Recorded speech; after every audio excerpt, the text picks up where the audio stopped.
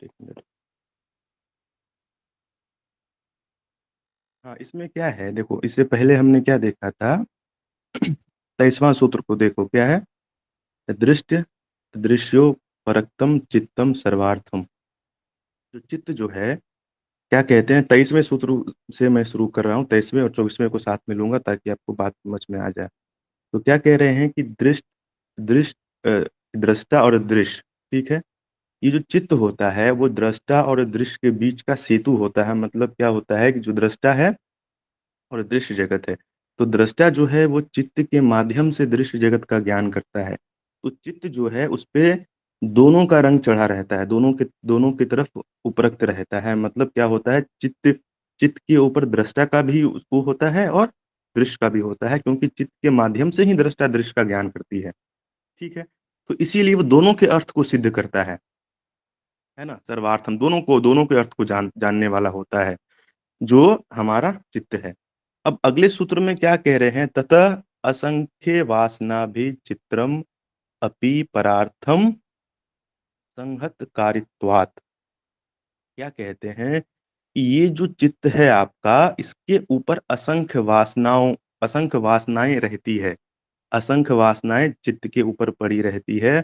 और दूसरा क्या कह रहे हैं, परार्थ और संहत कारित्वात्। परार्थ का मतलब क्या होता है, पर का मतलब होता है दूसरा, अर्थ का मतलब होता है दूसरे, स्वार्थ मतलब स्वयं के लिए, और परार्थ मतलब दूसरे के लिए किया गया। तो इसमें ये है कि जैसे आप, चित्त क्या है, प्रकृति का हिस्सा है ना, प्रकृति के गुणों से मिलकर चित्त बनी है, प्रकृति बनी है 17 स्तंभ से। तो उसी तरह जो हमारा चित्त है वो भी किससे बना है, 17 स्तंभ से मिलकर के। तो प्रकृति के क्या गुण होते हैं, प्रकृति में जो भी चीजें होती है, प्रकृति उसका स्वयं भोग नहीं करती है। प्रकृति की वस्तुओं का भोग कोई दूसरा करता है। नमस्ते गुरुजी। नमस्ते नमस्ते। तो क्या हमने देखा, जो प्रकृति है वो जो प्रकृति, जैसे पेड़ है तो अपना फल खुद नहीं खाती है, हम उसका उपभोग करते हैं। तो ठीक चित्त चित्त जो है वो पुरुष के अर्थ की सिद्धि के लिए हमें प्राप्त हुआ है। चित्त का अपना कोई प्रयोजन नहीं है। जिस तरह की जो पेड़, जैसे जो प्रकृति में जितने भी नदी है, तालाब है, पेड़ पौधे हैं, वो सब किसके लिए हैं, वो पुरुष के उपभोग के लिए हैं और अपवर्ग के लिए हैं। तो चित्त पे जो भी वासनाएं हैं, वो चित्त पे क्या है कि अनंत जन्मों के वासनाएं, अब जो चित्त है हमारा, तो हमारा शरीर छूटता है तो दोबारा हम जन्म लेते हैं, तो लेकिन चित्त जो है वही चित्त हमारे हर जन्म में साथ बना रहता है। तो क्या होता है, हर जन्म की वासनाएं चित्त के ऊपर पड़ती जाती है, पड़ती जाती है, पड़ती जाती है। और चित्त का जो उद्देश्य है वो परार्थ, मतलब क्या है कि दूसरे की, परार्थ मतलब जो पुरुष है उसकी सिद्धि के लिए है। इस सूत्र में यही कह रहे हैं। ठीक है। समझ में आ रही बात ममता जी आप, मैंने क्या बोला? जी सर, जी सर। और जो चित्त जो है प्रकृति से मिलजुल कर बनी है, संहारित करा तो क्या है, मतलब ये जो प्रकृति के जो तीनों गुण है उससे मिलकर के ये चित्त बना हुआ है। और इसका मेन उद्देश्य वही है, प्रकृति पुरुष के भोग और अपवर्ग के लिए है। तो यही है इसका मतलब। और किसी का कोई सवाल? हम्म, चलिए। तो अगर सवाल नहीं है, हरिओम रेखा जी। तो जैसा कि हमने कल आप लोगों से अनुरोध किया था कि आप लोगों ने जो पतंजलि योग सूत्र पढ़ा है, उसमें से हर हर व्यक्ति अपनी पसंद का कोई भी एक सूत्र चुने और उस सूत्र को तो अपने अपने शब्दों में उसको एक्सप्लेन करे कि आपने उसको क्या समझा है। ठीक है। तो मैं किसी का नाम लेके नहीं पुकारूंगा, अपने मन से आप स्वेच्छा से कोई भी एक व्यक्ति, कोई भी एक सूत्र अपनी पसंद का वो आप एक्सप्लेन करिए और हम लोग सुनेंगे। और देखो, ये आपके लिए एक अच्छा मौका है कि आप एक तो सूत्रों को बोलने की एक तो आपके अंदर भी हैबिट आ जाएगी, है ना। आपने पढ़ा है और उसको एक्सप्लेन करोगे। देखो, पढ़ना एक बात है और उसको समझ के बताना दूसरी बात है।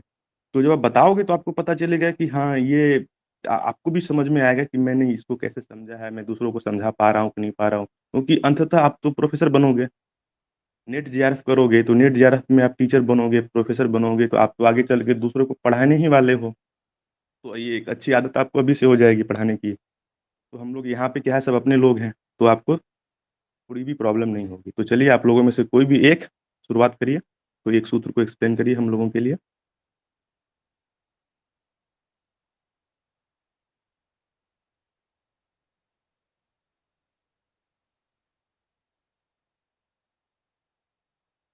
या आप लोगों में से कोई किसी की मर्जी नहीं है तो ये कोई प्रेशर नहीं है, सर। आप नहीं करना।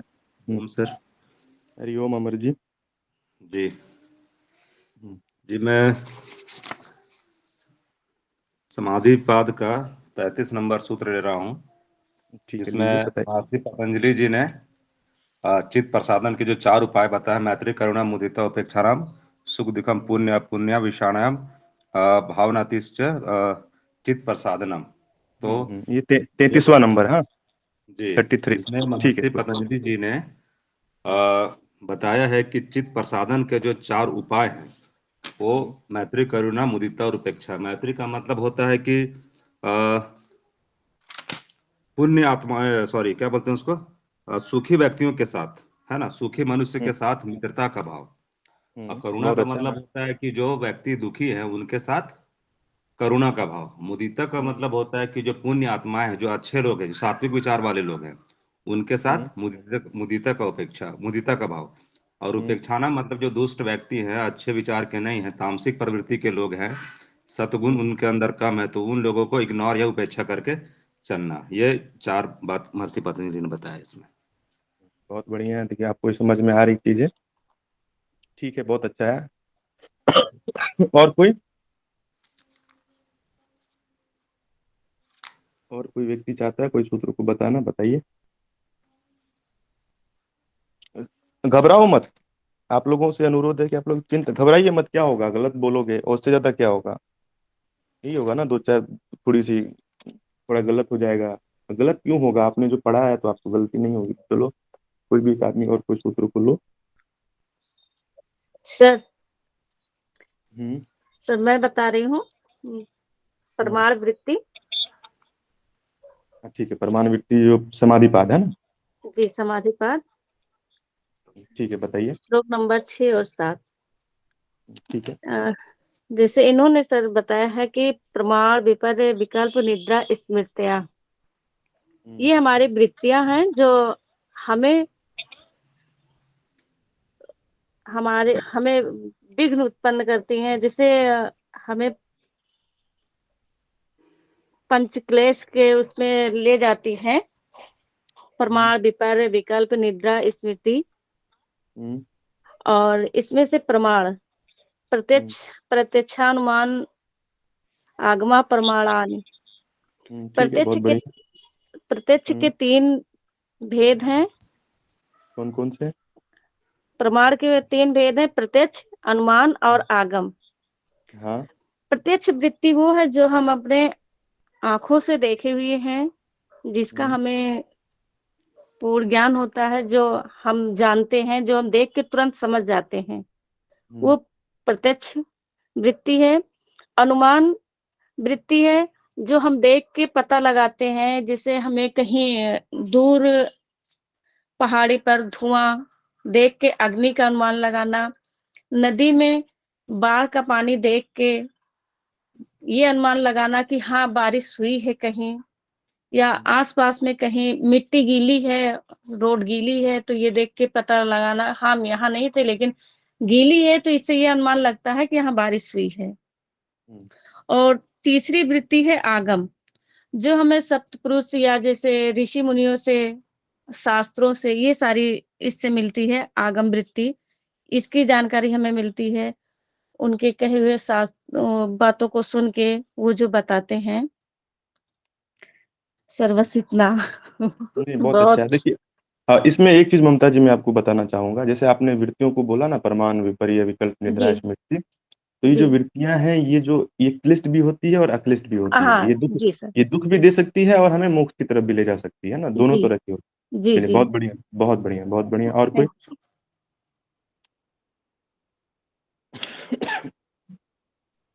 और कोई करना सर चाहता है? हम्म। सर ये बताइए, मतलब सिर्फ श्लोक कहना है या फिर पूरा स्टार्टिंग से ही थ्योरी सब पूरा बताते चले? पूरा स्टार्टिंग से नहीं करना है। सर। जैसे कि मैंने आपको पिछली क्लास में कहा था।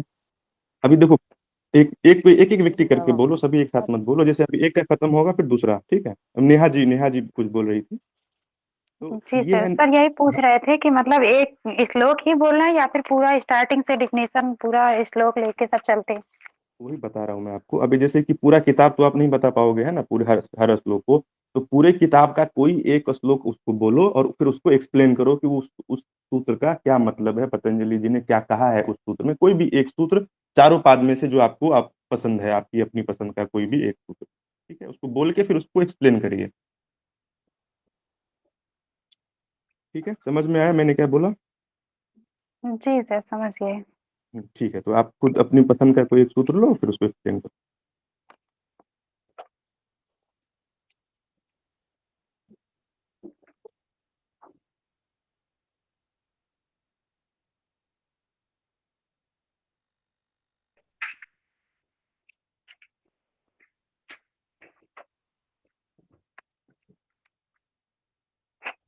सर, महर्षि पतंजलि के अनुसार चित्त की अवधारणा बताई गई है, चित्त की भूमिया। हम्म महर्षि व्यास जी ने योग भाष्य में चित्त की 5 वृत्तियां बताई है। हम्म पहला है क्षिप्तावस्था, विक्षिप्त अवस्था, मूढ़ावस्था, एकाग्र अवस्था, निरुद्ध अवस्था। तो क्षिप्त हम्म अवस्था में ये बताए हैं कि इसमें रजोगुण प्रधान होता है, हम्म सत्य एवं तमोगुण जो है वो अप्रधान होता है। हम्म व्यक्ति में रजोगुणी के भाव एवं लक्षण देखे जाते हैं। हम्म जैसे इसमें दिया गया है चंचलता, क्रोध, आवेश, दुख, अस्थिरता। फिर हम्म बात आती है मूढ़ावस्था की, तो इसमें मूढ़ावस्था में दिया गया है, इसमें तमोगुण प्रधान होता है। तमोगुण में सत्व एवं रजोगुण जो होता है वो अप्रधान होता है। व्यक्ति हम्म में तमोगुणी भाव एवं लक्षण दिखाई देते हैं, जैसे मूढ़ता, जड़ता, आलस्य, प्रमाद, मोह, राग, अज्ञानता। हम्म फिर दिया है विक्षिप्त अवस्था। विक्षिप्त अवस्था में सतोगुण, इसमें सतोगुण प्रधान रज, इसमें सतोगुण प्रधान होते हैं। रज एवं रज गुण और तमोगुण जो होते हैं ये जो होता है अप्रधान होता है। हम्म इसमें व्यक्ति में तमोगुणी भाव एवं सतोगुणी की क्रियाएं युक्त, क्रियाओं से युक्त देखा जाता है, जैसे दया, करुणा, मुदिता, परोपकार आदि। ये हम्म सब धर्म, अधर्म, पाप, पुण्य के विचार करते हुए सतोगुणी ये जो होते हैं प्रयत्न करने, ये सब सतोगुणी मार्ग पर चलने वाले होते हैं। फिर बात आती है एकाग्रावस्था की। एकाग्र हम्म अवस्था में होता है, इसमें सतोगुण प्रधान होता है। रजोगुण और तमोगुण जो होते हैं वो वृत्ति मात्र पाए जाते हैं, मतलब थोड़ा बहुत पाया जाता है। वैराग्य एवं ज्ञान से युक्त होते हैं ये। हम्म फिर निरुद्धावस्था है। निरुद्ध अवस्था में कोई भी, इसमें निरुद्धावस्था में कोई गुण नहीं रह जाते, ये हम्म गुणातीत होते हैं। हम्म, ठीक है, ठीक है। अब देखो बात इसमें आप, आती हाँ बोलिए बोलिए। है सर, फिर उसके बाद आती है वृत्ति स्वरूपा मित्र से। चित्त में वृत्तियों के प्रवाह बने रहते हैं, वृत्ति बुद्धि वृत्ति के साथ एक रूप हो जाता है। पुरुष स्वयं अपने वृत्तियों के अनुरूप ही सुख दुख की अवस्था में देखा जाता है। फिर इसमें आता है वृत्तिया पंचतया क्लिष्टा क्लिष्टा। इसमें 5 वृत्ति होती है। फिर हम्म इसको तो ममता दीदी बता ही दी थी। सर हम्म, उसके आगे बता दें विपरीत वृत्ति वाला, या फिर अरे ठीक है, हो गया। आप ये सब उसके तो आगे एक जो एक, श्लोक ठीक है, आपने जितना बताया, एक एक सूत्र करना है, बहुत सारे सूत्रों को लोगे तो फिर वो हो जाए, सबको मौका देना है। अभी जैसे है। आपने एक तो, हाँ, एक चीज ये आपको ध्यान में रखना है कि अभी जो आपने बताया, आपने बहुत अच्छा बताया है। तो आप जो ये चित्त की जो भूमिया है ना, उसको एक क्रम से आपको याद रखना है। जैसे पहले क्षिप्त है, फिर मूढ़ है, फिर विक्षिप्त है, फिर एकाग्र है, फिर निरुद्ध है ना, ऐसे सिस्टम में आपने सही बोला है। तो इस सीक्वेंस को भी याद रखिएगा। ये सीक्वेंस आ सकता है कि पहले कौन सी अवस्था है, फिर दूसरी कौन सी है, तीसरी कौन सी है ना। और उसमें जी एक सर। चीज, और एक चीज ये ध्यान रखना है कि जो पहली की 2 अवस्थाएं हैं, पहली कौन सी 2 है, क्षिप्त और मूढ़, है ना। तो क्षिप्त और जी मूढ़ सर। वाले जो व्यक्ति हैं वो योग का अभ्यास नहीं कर सकते। ये जो 2 चित्त की अवस्थाएं, पहली 2, वो योग के अंतर्गत नहीं आएगी, है ना। उसके बाद जो जी विक्षिप्त सर। वाला है, विक्षिप्त वाला जो है वहां से योग का अभ्यास प्रारंभ होता है। और विक्षिप्त वाले में क्या होता है कि सत्वगुण प्रधान तो रहता है, लेकिन वो सत्वगुण जो है ना उसमें स्थिरता नहीं रहती, वो आती जाती रहती है, वो रहती है लेकिन बहुत लंबे समय तक नहीं बनी रहती है विक्षिप्त वाले में। जी सर। तो यहाँ से, हाँ, बहुत अच्छा आपने बताया। और आप लोग इसी को देखो, अब करोगे तो आपको और अच्छा, और धीरे धीरे आप पढ़ाओगे, सर बोलोगे जैसे तो बात ये थी, अभी पहले दिन बोले थे ना, इसलिए सर थोड़ा डर लग रहा था। बाकी नहीं अगर नहीं, आप इसमें देखो, ऐसे जो अध्याय सर पढ़ाएंगे आप डेली, सर जैसे मतलब एंड होता है, सब समाप्त होता है, उसके बाद डेली सर आप ऐसे पूछिएगा, तो नहीं हो देखो, सकता है हम लोग को थोड़ा इसमें क्या समझ में होता भी है, आ जाए। ऐसा क्या होता है कि ये जो एक इंसान का स्वभाव है, ये आपके साथ नहीं होता, ये हमारे साथ भी होता है। अभी मैं इतना पढ़ाता हूँ, लेकिन जब मैं पहली बार क्लास लेने जाता हूँ, पहली क्लास, तो थोड़ी सी झिझक होती है, सबके अंदर होती है, मनुष्य का स्वभाव है थोड़ा सा। जब कुछ अननोन लोगों के पास जाते हैं, अनजाने लोगों के पास जाते हैं, क्लास ले रहे हैं, कौन क्या सोचेगा क्या बोलेगा, तो ये मन की वृत्ति है। और हम तो योग के छात्र हैं, हमें तो इसी वृत्ति को तो समझना है ना, अपनी मन की वृत्ति क्यों आ रही है, मेरे मन में अभी घबराहट क्यों हुआ, इसी को तो। अगर आप इसको दूर नहीं कर पाओगे योग को पढ़ करके, तो फिर कोई फायदा नहीं हुआ ना। योग तो मन के ऊपर ही काम करता है। अभी जैसे आपने पढ़ा, हमने क्या पढ़ाया था, व्याधि, वो जो चित्त के विक्षेप है।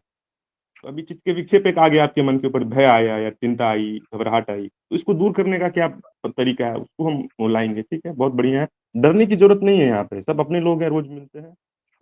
चलिए दूसरा कोई और आओ, दूसरा कोई सर शुरू मैं करो। बोलना चाहूंगी। हाँ पूनम जी बोलिए। अ, सर मेरी आवाज आ रही है? हाँ आ रही है, आ रही है। सर मैं समाधि पाद का 30 नंबर श्लोक सूत्र बोलना चाहूंगी सर। बोलिए। व्याधि स्त्यान संशय प्रमाद आलस्य अविरत भ्रांत दर्शन आलप्त भूम कत्वान स्थित तत्वान हम्म, चित्त विक्षेपास्ते अंतराया। महर्षि पतंजलि जी ने 9 व्याधियां बताई हैं योग के मार्ग पर। हम्म, हम्म, पहली व्याधि है, पहला सर है व्याधि। तो हाँ सर, हम्म, व्याधि स्त्यान संशय प्रमाद आलस्य अविरत भ्रांत दर्शन अलप्त भूमकत और अनवस्थित तत्व। ये मतलब 9 अंतराय हैं सर, जो योग के मार्ग हम्म। पर, योग साधकों के मार्ग पर विघ्न उत्पन्न करने वाले हैं सर। पहला सर तो बताओ व्याधि कि मतलब व्याधि।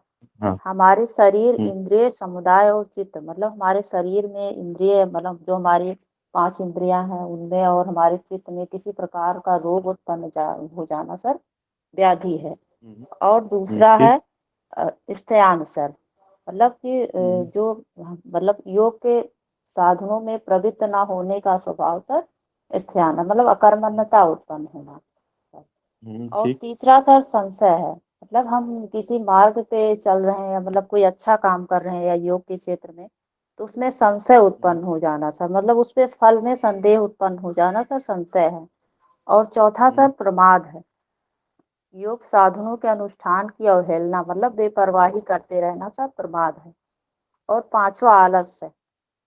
तमोगुण की अधिकता से जो हमारे शरीर में और चित्त में भारीपन उत्पन्न हो जाता है, तो और हम योग के मार्ग पर प्रवृत्त नहीं, मतलब हम उसको टालते रहते हैं कि आज करेंगे कल करेंगे कोई काम, तो सर वो आलस है।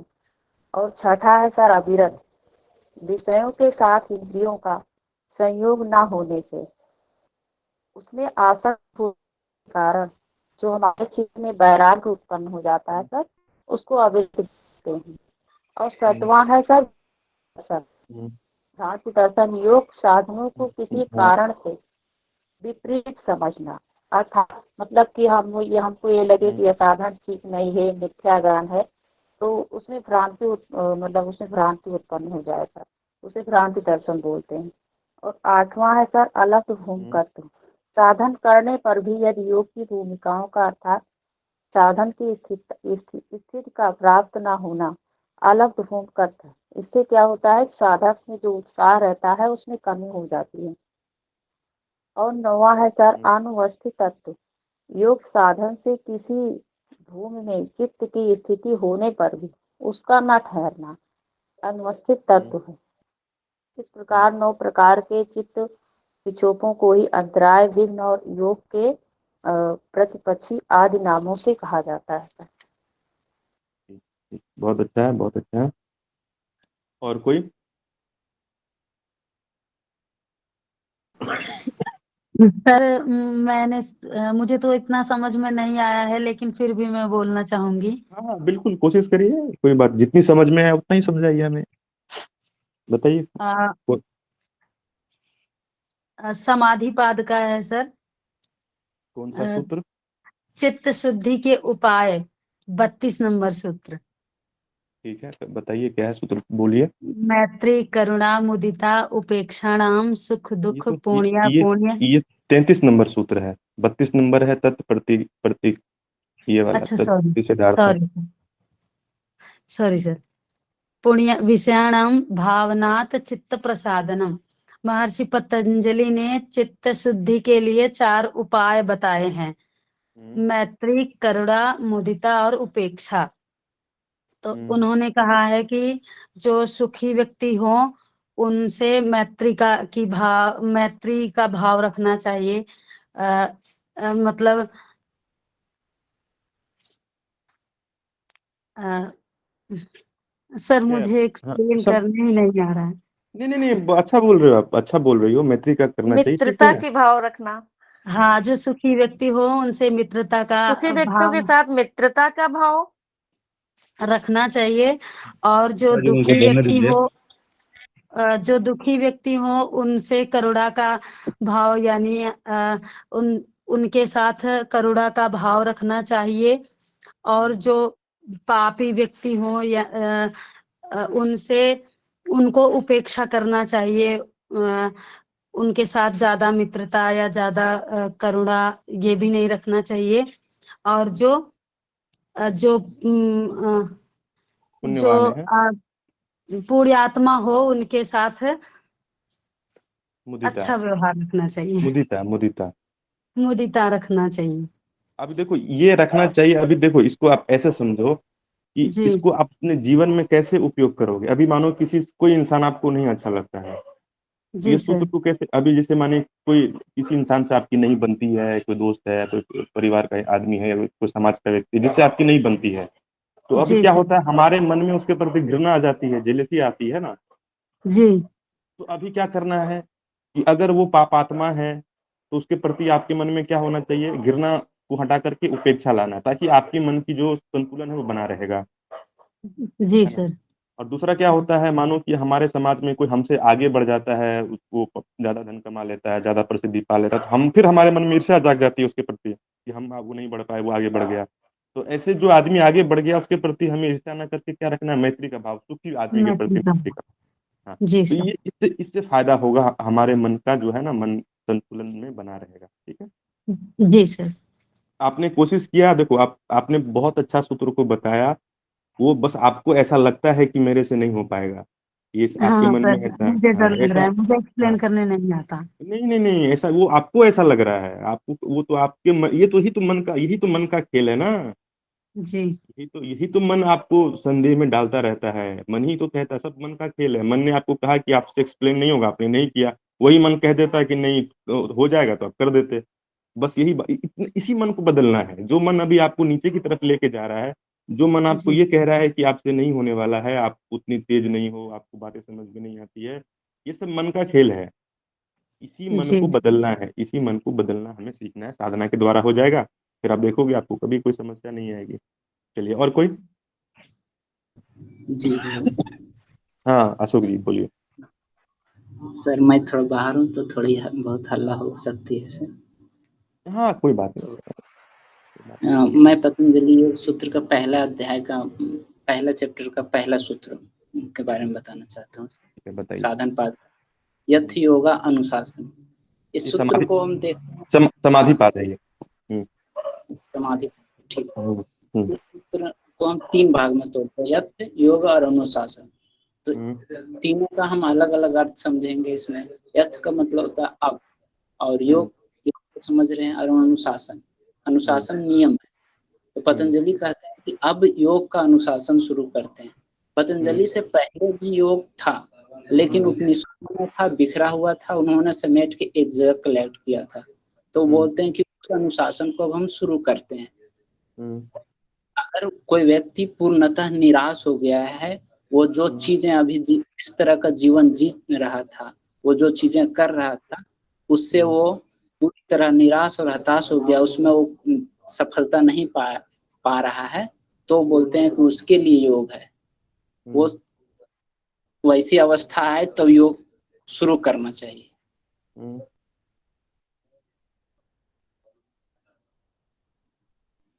बस हो गया।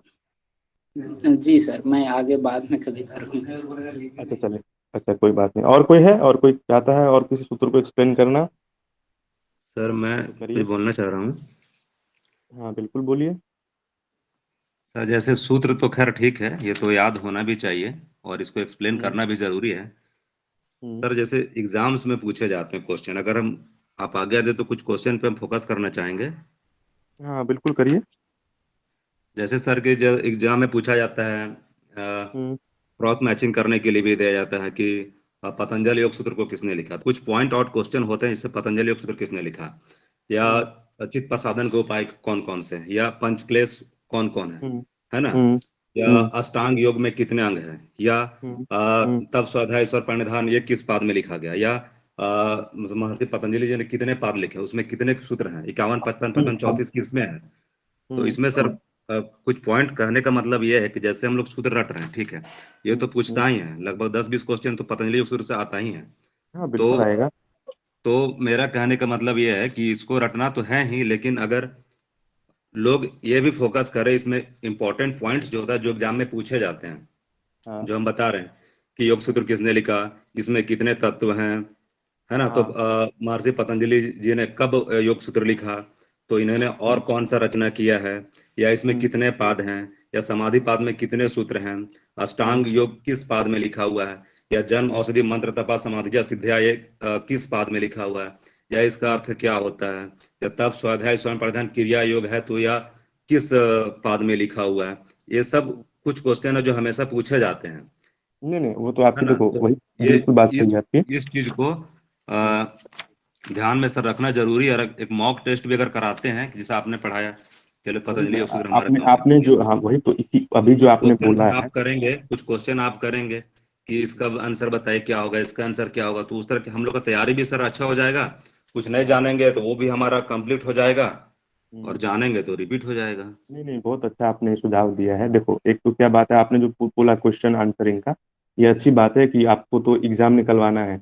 अभी जैसे मैंने सूत्रों को बोला आपको बोलने के लिए, तो देखो क्वेश्चन आंसर तो आप वो भी होना चाहिए, आपकी बात से मैं पूरी पूर्णतः सहमत हूँ। और दूसरा क्या है अगर आपका अभी जैसे मैंने आपको सूत्र पूछा, तो अगर आपका कॉन्सेप्ट पूरा क्लियर है, ये बात सूत्र रटने की नहीं है, सूत्र को समझने की है। तो अगर आपको सूत्र समझ में आ गया है, कॉन्सेप्ट पूरा पतंजलि योग सूत्र अच्छे से समझ में आ गया है, पूरा कॉन्सेप्ट क्लियर है, कहीं भी कोई डाउट नहीं है, तो फिर क्वेश्चन कुछ भी आए आप तो बना दोगे उसको, है ना? तो बना ही दोगे। और रही बात ये डाउट सॉल्व करने की, अभी क्या है कि हमारे पास बहुत समय थोड़ा बचा है। अभी क्या है आपका फरवरी में या मार्च में एग्जाम होगा और सिलेबस का बहुत हिस्सा अभी हमने नहीं पढ़ा। सांख्य दर्शन बाकी है, साइकोलॉजी बाकी है, उपनिषद बाकी है ना? तो समय हमारे पास बहुत कम है और सिलेबस बहुत ज़्यादा है। तो इसलिए हम क्या कर रहे हैं ना कि उसको जितना संभव है उतना मैं प्रयास करूँगा कि सारे सारे सब्जेक्ट को उसको इतने समय में हम पढ़ लें, ताकि कम से कम आपको सारे सब जब आप क्वेश्चन वहाँ पे जाओगे तो आपको पूरा-पूरा हाँ, एक अनुमान रहेगा कि हाँ, सारा सब्जेक्ट आपने कवर किया हुआ है, तो दिक्कत नहीं होगी, है ना? इस वजह से एक देखो अभी जनवरी का कितना आज 28 तारीख हो गया ना, 28 है।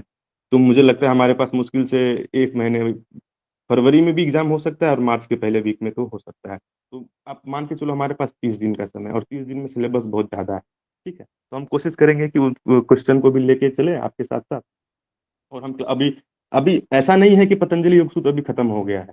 हो सकता है कि मैं अभी योग वशिष्ठ पढ़ा रहा हूँ और उसमें कुछ पतंजलि से संबंधित कोई बात आई तो मैं आप लोगों से फिर से सवाल कर सकता हूँ उस समय भी। तो आप लोग हमेशा तैयार होके रहना है। ऐसा नहीं कि आज पतंजलि खत्म हो गया तो सवाल कभी दूसरे क्लास में नहीं पूछ सकते। मैं दूसरे क्लास में भी आपसे क्रॉस क्वेश्चन कर सकता हूँ कि भाई बताओ जो जो पतंजलि जी ने चित्त विक्षेप क्या-क्या बताए हैं, है ना?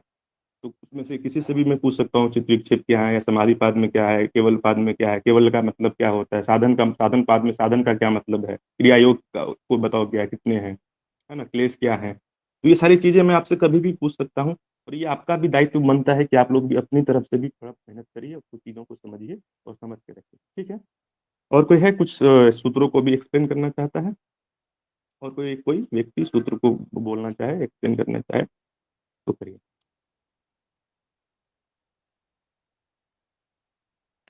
नहीं है कोई? तो चलो आज थोड़ा हम ना योग वशिष्ठ के बारे में पढ़ लेते हैं।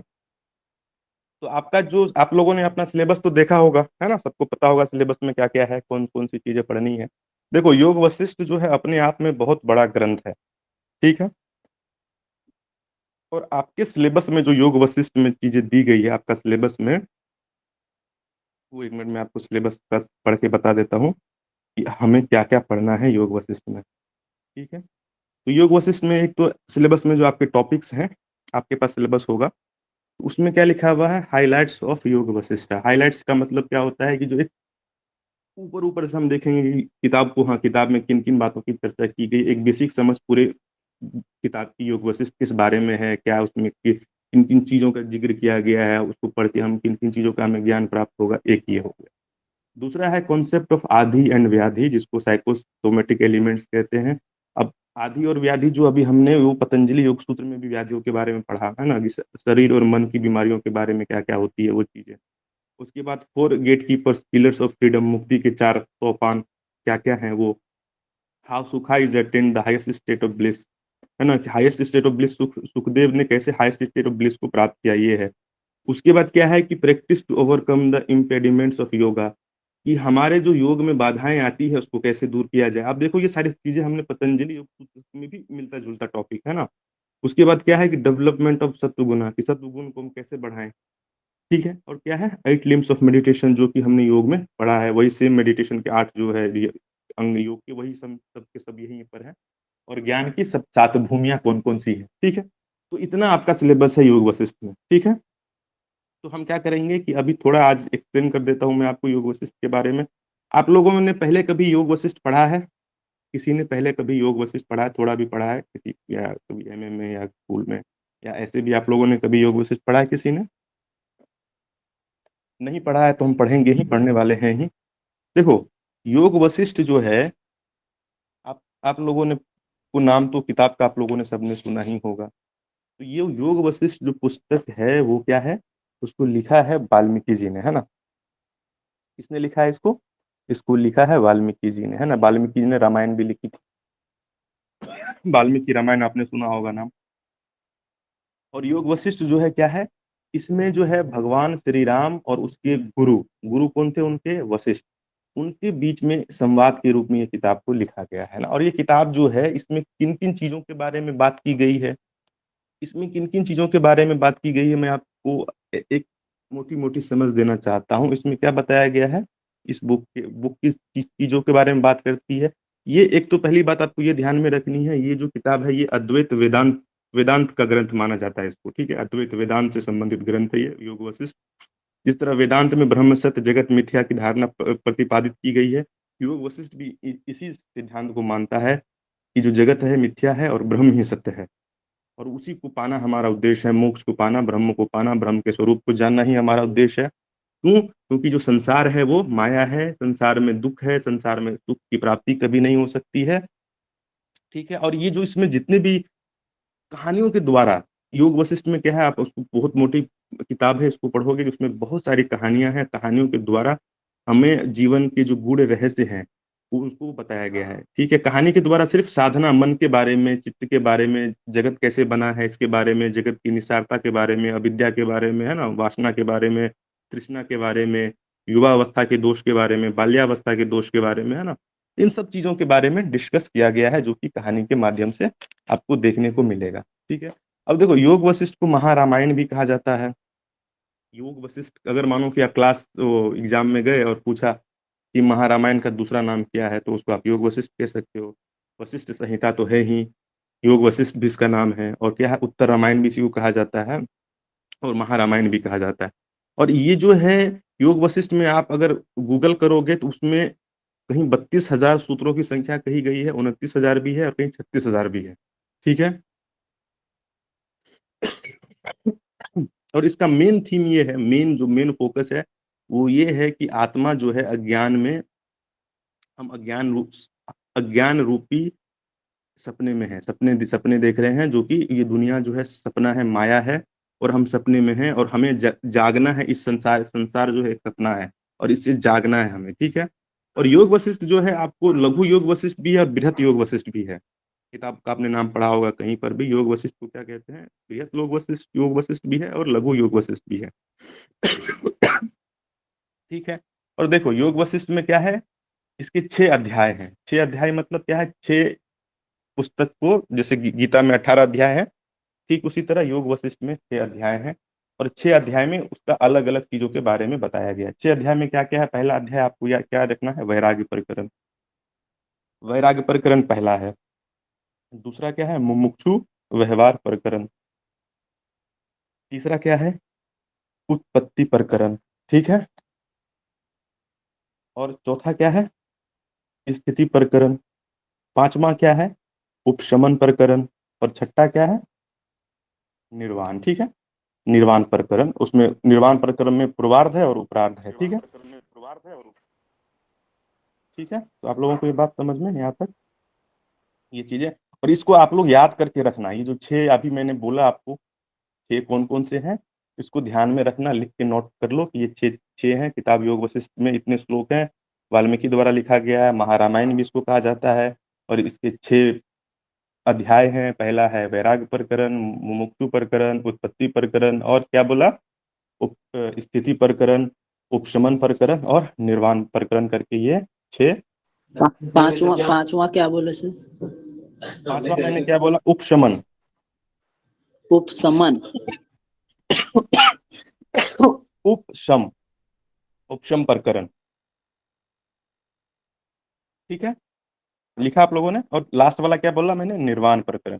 ऐसे मैं आप लोगों को ग्रुप में जो है ना ये पीडीएफ भेज दूंगा, तो आप लोगों को दिक्कत नहीं होगी। आज ऐसे बोल रहा हूँ, लेकिन ग्रुप जो पीडीएफ वाला ग्रुप है उसमें, जो हमारा ग्रुप बना हुआ है उसमें मैं वो पीडीएफ भेज दूंगा आप लोगों को, ठीक है।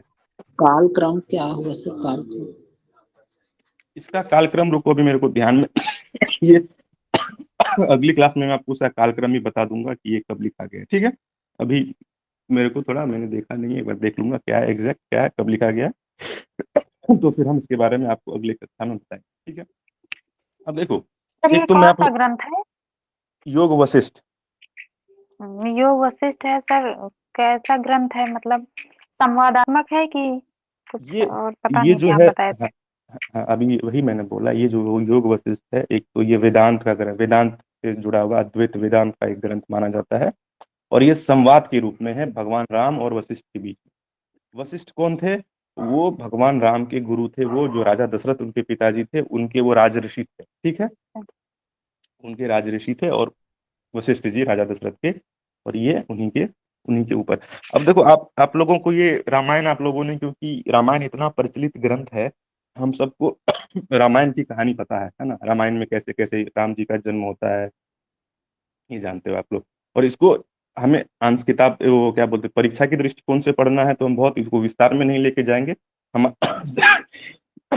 सिर्फ और सिर्फ परीक्षा की दृष्टिकोण को ध्यान में रखते हुए हम उन्हीं चीजों को पढ़ेंगे जो आपके सिलेबस में है। ग्रंथ तो बहुत बड़ा है, और ये तो आप लोगों से मेरा एक विशेष अनुरोध होगा, क्योंकि आप योग के छात्र हो, तो ये जो योग वशिष्ठ नामक ग्रंथ है, एसबीआई बैंक है सर। हाँ ये योग वशिष्ठ और वशिष्ठ संहिता एक ही है ना? हाँ, एक ही बात है, योग वशिष्ठ या वशिष्ठ संहिता एक ही बात है। हाँ, ठीक। वशिष्ठ, देखिए वशिष्ठ जो है उनके गुरु का नाम है, वशिष्ठ संहिता मतलब, संहिता मतलब किताब, उनकी जो पुस्तक है वो, ठीक है। तो अभी आपको ये मैं क्या कह रहा था कि ये जो किताब है ये इतनी अच्छी पुस्तक है, ये पुस्तक हर इंसान को पढ़नी चाहिए जो योग से जुड़ा हो ना जुड़ा हो, क्योंकि जीवन को समझने के लिए, अपने मन को समझने के लिए, जीवन में कैसे जीना चाहिए, ये किताब बहुत ही अति महत्वपूर्ण किताब है। और इसको मैं ये यहाँ तक बोलूंगा कि कोई भी धर्म का व्यक्ति हो, चाहे वो हिंदू हो, मुस्लिम हो, ईसाई हो, क्रिश्चियन हो, कोई भी हो, किसी किताब में अच्छी चीजें लिखी गई हो, कोई किताब हमारे जीवन को बेहतर बनाती हो, तो उस किताब को हमें पढ़ना चाहिए। और जब आपके पास, अगर जब कभी समय मिले, तो ये वशिष्ठ नामक पुस्तक को आप लोग बहुत गहन अध्ययन करिएगा। इस पुस्तक का, ये पुस्तक ये अमृत के समान है। ये सिर्फ आपके परीक्षा के दृष्टिकोण से तो आपको महत्वपूर्ण है ही, जीवन के दृष्टिकोण से ये किताब अत्यंत महत्वपूर्ण है। आप इसको पढ़ोगे तो आपके जीवन के बहुत सारे समस्याएं। किस पब्लिकेशन का लेना चाहिए? आप ये किताब गीता प्रेस गोरखपुर की खरीद लीजिएगा, योग वशिष्ठ नामक, संक्षिप्त योग वशिष्ठ करके है, ठीक है। और ये सर बहुत अभी आप कह रहे हैं कि वशिष्ठ संहिता और योग वशिष्ठ एक ही है, एक ही ग्रंथ? हाँ, ये अलग अलग ग्रंथ हैं? अच्छा, योग वशिष्ठ और ये संहिता अलग अलग ग्रंथ है। वशिष्ठ संहिता तो भगवान श्री राम और वाल्मीकि के बीच में संवाद है, और योग वशिष्ठ, अच्छा, और क्या क्या वशिष्ठ संहिता तो एक मिनट, क्या बोला आपने? जो वशिष्ठ संहिता किसके किसके बीच में है? वशिष्ठ संहिता तो भगवान श्री राम और वाल्मीकि के बीच में संवाद है ना, आपने बताया अभी। नहीं, वशिष्ठ, योग वशिष्ठ, योग हाँ वशिष्ठ। हाँ सॉरी, योग वशिष्ठ। हाँ और हाँ वशिष्ठ संहिता जो है वो हठ योग का ग्रंथ है, जिसमें शक्ति और हाँ नहीं महर्षि। हाँ ठीक ठीक है ठीक, आप सही बोल रहे हो। हाँ मेरी से हाँ जी सही बोल रहे हो, वशिष्ठ संहिता दूसरा है। इसको करेक्ट कर लेना भाई, योग वशिष्ठ संहिता में पिता और पुत्र के बीच संवाद है। हाँ हाँ हाँ सही सही बोल रहे हैं, आपने सही बोला है, वशिष्ठ संहिता अलग है और ये योग वशिष्ठ अलग है। ठीक है करेक्ट कर लेना इसको। ठीक है, तो मैं क्या बोल रहा था कि ये जो योग वशिष्ठ नामक, वशिष्ठ संहिता अलग है और योग वशिष्ठ अलग है, तो हम किसको पढ़ रहे हैं, अभी पढ़ रहे हैं योग वशिष्ठ को। ठीक है, तो योग वशिष्ठ को महारामायण कहते हैं, ये ध्यान में रखना। ठीक है, और इसको वशिष्ठ रामायण भी कहते हैं। ठीक है, तो अब इसमें क्या है, मैं आप लोगों को ये कह रहा था कि ये जो योग वशिष्ठ नामक ग्रंथ है, इसको आप लोग परीक्षा के दृष्टिकोण से तो पढ़ना ही और वैसे भी पढ़ना। ठीक है, तो अब इस जो योग वशिष्ठ नामक ग्रंथ है, इसको हम लोग देखते हैं। देखो, एक तो क्या है, इसमें पहला प्रकरण है वैराग्य प्रकरण। तो क्या होता है, इसकी कहानी थोड़ा मैं आपको कहानी से शुरुआत करता हूँ, ताकि आपको सुनने में भी रुचिकर लगेगी और फिर आपका मन भी लगेगा पढ़ने में। तो क्या होता है, कहानी की शुरुआत कैसे होती है। राजा दशरथ के 4 पुत्र होते हैं, आप सब जानते हो, राम, लक्ष्मण, भरत और शत्रुघ्न। तो राम जी जो हैं वो जाते हैं तीर्थ यात्रा पर, उनके मन में तीर्थ यात्रा करने की इच्छा जागती है, तो वो तीर्थ यात्रा को जाते हैं। तो तीर्थ यात्रा पूरे पृथ्वी का भ्रमण करके वो आते हैं। तो जब वो तीर्थ यात्रा करते हैं, तो क्योंकि वो राजपुत्र थे, तो इससे पहले तो अपने महलों में थे और सारा जीवन जो उनका तब तक का जीवन था, उसमें वो भोग विलास वाला जीवन था, कोई तकलीफ नहीं थी उनके जीवन में, पिता राजा थे। तो जब वो तीर्थ यात्रा पे जाते हैं, जिस तरह भगवान बुद्ध पहली बार वन को गए थे, तो जब वन को गए वो घूमने के लिए बाहर, तो उन्होंने पूरे जीवन को देखा, लोगों को देखा, बूढ़े को लोगों को देखा, बीमार लोगों को देखा। तो उनके मन में जो है इस संसार के प्रति एक निरस्ता आ गई जी, कि इस दुनिया में तो सिर्फ दुख ही दुख दिख रहा है, मैं जहाँ जा रहा हूँ वहाँ मुझे दुखी व्यक्ति ही दिख रहा है। तो वही चीजें भगवान राम के साथ भी होती है। तो भगवान राम जब घूम जाते हैं, पूरे घूम के आते हैं, तो संसार में लोगों को देखते हैं दुखी, कहीं पे कोई रोगी है, कहीं कोई बीमार है, कहीं पे कोई भिन्न भिन्न प्रकार के दुखों को वो देख करके आते हैं। तो आने के बाद क्या होता है, वो बहुत अकेले अकेले अकेले अकेले अकेले रहने लग जाते हैं, उनको किसी से बात करने की इच्छा नहीं होती है, और जो मन में एक क्षोभ उत्पन्न हो जाता है इस संसार को देख करके। तो उसी समय क्या होता है, जो विश्वामित्र होते हैं, तो विश्वामित्र जो होते हैं वो भी ऋषि होते हैं, और वो अपने कुछ यज्ञ हवन करते रहते हैं। तो राक्षस जो है उसके हवन में बाधा पहुंचाता है। तो वो उस राक्षसों को मारने के लिए, ताकि उसका हवन सुचारू पूर्वक चले, इसके लिए वो राजा दशरथ के पास आते हैं और राजा दशरथ को कहते हैं कि ऐसी ऐसी समस्या है, और मैं चाहता हूँ कि आप अपने बड़े बेटे राम को हमारे साथ भेजिए, ताकि हमारा यज्ञ संपन्न हो जाए। तो राजा दशरथ मना करता है, कहता राम बच्चा है, ऐसा है वैसा है, तो अभी उसको मैं नहीं भेजना चाहता हूँ। तो फिर विश्वामित्र क्रोधित हो जाते हैं कि एक ऋषि की आज्ञा को आप कैसे अवहेलना कर सकते हो। तो फिर वशिष्ठ समझाते हैं, तो वो मान जाते हैं। तो फिर वो अपने सेवक को भेजते हैं राम को बुलाने के लिए, कि राम को बुला के लाओ।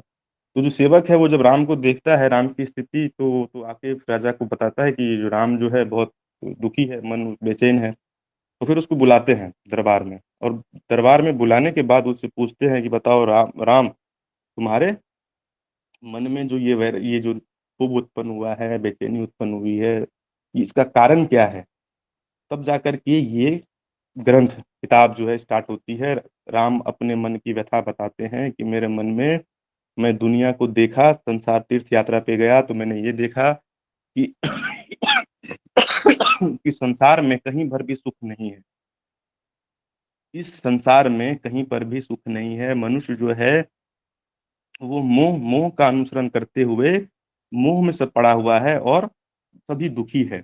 तो अपने दुख के कारण को बताते हैं कि ऐसा ऐसा है। तो आप देखोगे उसमें फिर क्या बताते हैं कि क्या क्या, पहला वैराग्य प्रकरण में किन किन बातों की चर्चा की जाती है। तो पहला वैराग्य प्रकरण में तो अब उसमें बताते हैं कि धन संपत्ति की निसारता है ना, कि धन और संपत्ति जो है, राम कहता है कि मैंने देखा कि दुनिया में जितने लोग धन और संपत्ति को पाना चाहते हैं, तो मेरी दृष्टि में धन और संपत्ति जो है वो वाकई में सुख को नहीं बढ़ाती है। धन संपत्ति विपत्ति को बढ़ाने के लिए ही बढ़ती है। धन संपत्ति को पाना एक तो बहुत मेहनत से प्राप्त होता है, और गलत उपाय करके ही आदमी बहुत जो आदमी धनवान बनता है, वो बहुत गलत उपाय करके धन संपत्ति को कमाता है। तो और धन संपत्ति जो है वो क्षणभंगुर है, तो उसमें मुझे कहीं कोई भी सुख सा प्रतीत होता हुआ नहीं दिखाई देता है। फिर वो कहते हैं कि मैंने अहंकार और चित्त के दोष के बारे में बताते हैं कि अहंकार के वशीभूत होकर के जो है आदमी विषय भोगों की तरफ भागता है ना? और अहंकार की वजह से ही वो अपने आप को ये मान-सम्मान, पद-प्रतिष्ठा कमाना चाहता है और ये मान-सम्मान, पद-प्रतिष्ठा भी क्षणभंगुर है, क्षणिक है, थोड़ी देर में चले जाने वाले हैं। ये भी हमारे जीवन में अनंत सुख का कारण नहीं बनते हैं, क्षणिक है और उसको पाने के लिए फिर हमें बहुत मेहनत करनी पड़ती है, ठीक है? फिर उसकी तरह उसी तरह वो तृष्णा की अवहेलना करते हैं कि म तृष्णा जो है आदमी को जब तृष्णा जो है वो क्या होती है? कहते हैं कि जीवन भर आदमी के दुःख का कारण है तृष्णा। बाकी दुःख जो होती है वो थोड़े समय में थोड़ा दुःख देती है, चली जाती है। लेकिन ये तृष्णा नामक जो दुःख है, जो तृष्णा का मतलब क्या होता है? इच्छा, वासना। और ये वासना नामक जो दुःख है आदमी को जीवन भर सताते रहती है, जीवन भर आदमी की तृष्णा कभी समाप्त नहीं होती है। और वो उदाहरण देते हैं जैसे कोई मृग होता है ना मृग, मृग का मतलब होता है हिरन। तो हिरन जिस तरह रेगिस्तान में वो ना मृग तृष्णा कहा जाता है उसको, तो क्या होता है जो मृग होता है, वो प्यासा होता है और रेगिस्तान में वो ना वो पानी को रेगिस्तान में जो रेत है, वो दूर से चमकता हुआ लगता है कि पानी है। तो वो जो हिरन होती है, वो मृग होती है, वो दौड़ के जाती है पानी पीने तो देखती है वहाँ तो बालू है, पानी है नहीं। तो ठीक उसी समान हमारी जो तृष्णा होती है, विषयों की तरफ भागती है, विषय को पाना चाहती है। और जब वो विषय हमें मिल जाता है, तो हमें फिर से वो तृष्णा वो हमारी शांत नहीं होती, वैसी की वैसी बनी रहती है। तो ये बताते हैं राम कि ये सब मैंने देखा, फिर वो इस तरह वो बताते हैं कि फिर शरीर के बारे में बताते हैं, फिर वो बाल्यावस्था के बारे में बताते हैं, जो छोटे बच्चे होते हैं, उनके देखो कि छोटा बच्चा जो होता है वो कितना दुखी होता है। हमें ऐसा लगता है कि बच्चा सुखी है। छोटा बच्चा देखो 1 दिन का या 2 दिन का है, वो हर हर चीज़ के लिए दूसरे पे निर्भर है। वो बोल नहीं सकता है, उसको भूख लगती है तो रोता है। उसकी माँ अगर कहीं चली गई, कोई आस-पास नहीं है तो वो कभी गिर सकता है। मलमूत्र से अपना मलमूत्र भी नहीं कर सकता है वो, है ना? ठीक से उसको साफ नहीं कर सकता है। तो बचपन में भी दुःख है ना?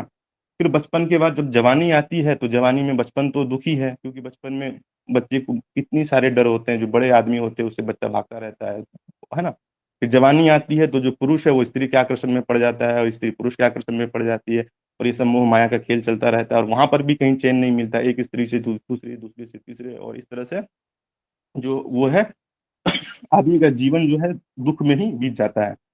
फिर वृद्धावस्था के बारे में बात करते हैं कि वृद्धावस्था में ये है। तो इस तरह देखोगे तो राम पूरा बताता है कि पूरे जीवन को मैंने ऐसे देखा, अनुभव किया और मेरे को वैराग्य हो गया है। तो फिर वशिष्ठ कहते हैं उसको ये दशरथ कहते हैं वशिष्ठ जी को कि और वशिष्ठ के को कि राम के जो मन में ये दुविधा उत्पन्न हुई है, जो क्षोभ उत्पन्न हुआ है, उसका आप निराकरण करिए। तो वशिष्ठ कहते हैं कि राम मैं तुम पे बहुत प्रसन्न हुआ हूँ कि ऐसा विवेक तुम में जागा है, ये वैराग्य जागा है और ये शुभ लक्षण है कि आपने जीवन की निस्सारता को देखा और अब आप परम ज्ञान है उसको पाने के योग्य अधिकारी बन गए हो। अब देखो हमें जानने वाली बात ये है कि जो भगवान राम के जीवन में भी तनाव या डिप्रेशन जैसी चीज़ें हुई। वो देखा संसार को, संसार में कहीं सुख नहीं मिल रहा है तो उसको क्या डिप्रेशन टाइप का ही हुआ। तनाव आया कि झूठे संसार में फिर जी के क्या फ़ायदा है। और हमारी जो आयु है वो सिर्फ़ जीवन जो है वो दुःख भोगने के लिए तो है नहीं।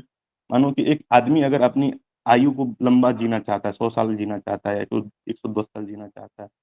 तो वो उसको कोई फ़ायदा उसको राम ने बोला कि मुझे इसमें कोई सार ही नहीं दिख रहा है कि मैं लंबा जीवन क्यों जिऊँ? लंबा जीवन जी के फिर क्या फ़ायदा है? अगर लंबे जीवन में आज भी मैं दुखी हूँ, कल भी दुखी होऊँगा, परसों भी दुखी होऊँगा और आने वाले अनगिनत दिनों में मैं सिर्फ़ दुःख को ही प्राप्त होने वाला हूँ, तो ऐसा जीवन से बेहतर है कि मैं ऐसा जीवन ना जिऊँ, है ना? तो वशिष्ठ कहते हैं नहीं मनुष्य का जीवन जो है वो क्यों हुआ है? इस जीवन में वो क्योंकि ये जीवन जो है संसार जो है जन्म-मरण का चक्र है और आपको इस जन्म-मरण के चक्र से बाहर निकलने के लिए, मुक्ति पाने के लिए ही आपका जीवन हुआ है और उसी आदमी का जीवन सफल है, जो इस जीवन में उस मोक्ष को, उस परम पद को, उस परमात्मा को, उस ब्रह्म को जान लेता है, उसका जीवन सफल है। बाकी मनुष्य जो हैं, मूढ़ लोग जो हैं, वो विषय भोगों में और तृष्णाओं में पड़े रह कर के अपना जीवन व्यर्थ ही गँवाते हैं। ठीक है? ये बात हो जाती है। फिर आगे चल कर के हम अब जब मंडे को आएँगे, तो अब किताब के ऊपर आएँगे, ये तो रही यहाँ की एक आपको बेसिक स्टोरी मैंने बताई कि ये इतनी घटना पीछे घटती है। फिर वशिष्ठ जी जो राम भगवान के मन में जो दुविधा, क्षोभ उत्पन्न हुआ है संसार को लेकर के, तो उसको वो दूर करने के लिए ये 6 जो हमने आपको अध्याय बताए, उस 6 अध्याय में हर अध्याय में पहला वैराग्य प्रकरण है, फिर उस तरह में साम्यक दृष्टि के वो जगत के बारे में और उनकी अविद्या के बारे में, कैसे-कैसे साधना के बारे में बताएँगे और फिर ये किताब इन चीज़ों के ऊपर चर्चा करेगी। ठीक है? तो मंडे से हम लोग इस किताब को प्रारंभ करेंगे और मेरा ध्यान पूरा-पूरा इस पे रहेगा कि जो सिलेबस है उसके ऊपर ही हम फ़ोकस रहे। सिलेबस में जो 5-6 टॉपिक हैं, तो अगले क्लास में हम आदि व्याधि को देखेंगे। अभी राम भगवान के मन में क्षोभ उत्पन्न हुआ है ना, तो अब देखो आदि व्याधि जो है हमने पतंजलि योग सूत्र में भी पढ़ा है ना। अभी जैसे एक किसी ने आदि व्याधि को एक्सप्लेन भी किया व्याधि से, है ना, ज्ञान अवृत्ति, है ना, ये सारी जो सूत्र हमने पढ़ा था। तो ये सारी चीजें उसमें भी आएगी। तो अगले क्लास में जब हम जुड़ेंगे तो फिर आदि व्याधि और ये जो है टॉपिक को हम पढ़ेंगे और अच्छे से पढ़ेंगे, ठीक है। तो आज के लिए यह इतना ही, मंडे को मिलते हैं, ठीक है। तो आप लोगों का बहुत बहुत धन्यवाद आज की क्लास में जुड़ने के लिए।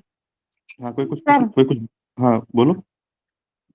सर ये कह रहे थे आप योग वशिष्ठ पढ़ा रहे हैं, हम लोग के पास जो बुक है वो ये वशिष्ठ संहिता की है। सर दोनों अलग अलग है ना, इसमें सर अध्याय नहीं दिया, पता नहीं क्या क्या है। जैसे इसमें डायरेक्ट वो श्लोक दिया है, क्या उसमें है? वो जो अभी किसी ने बताया, वो जो वशिष्ठ संहिता नामक किताब है वो अलग है। वो मेरे से गलती से मैं निकल गया, वो 3-4 किताबों का नाम मैं बोल रहा था ना, महारामायण। वशिष्ठ संहिता अलग किताब है और योग वशिष्ठ अलग है, और हम सर योग ये वशिष्ठ को बताइए सिलेबस हम लोग का कौन सा है, ये योग वशिष्ठ है कि वशिष्ठ संहिता योग है? योग दोनों वशिष्ठ है। पढ़ना होगा सर, अभी दोनों अभी पढ़ना है। जो अभी हम योग वशिष्ठ के ऊपर चल रहे हैं, योग वशिष्ठ हम पढ़ेंगे।